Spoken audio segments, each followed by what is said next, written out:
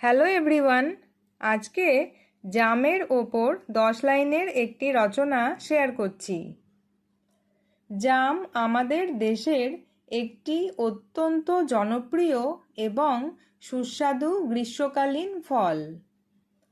কাঁচা অবস্থায় জাম সবুজ থাকে, কিন্তু পাকলে এটি গাঢ় কালো বা বেগুনি রং ধারণ করে।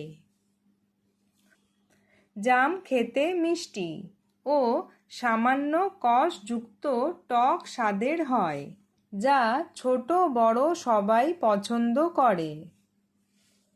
এই ফলটি খেলে জিহ্বা ও মুখ বেগুনি রঙের হয়ে যায়, যা বিশেষ করে শিশুদের কাছে খুব মজার। জামে প্রচুর পরিমাণে ভিটামিন সি, ক্যালসিয়াম এবং আয়রন রয়েছে। এটি হজম শক্তি বাড়াতে সাহায্য করে এবং রক্তের অভাব পূরণ করে। জাম ডায়াবেটিস রোগীদের জন্য অত্যন্ত উপকারী একটি ফল। সাধারণত জ্যৈষ্ঠ ও আষাঢ় মাসে গ্রাম বাংলার গাছে গাছে প্রচুর জাম পেকে থাকে।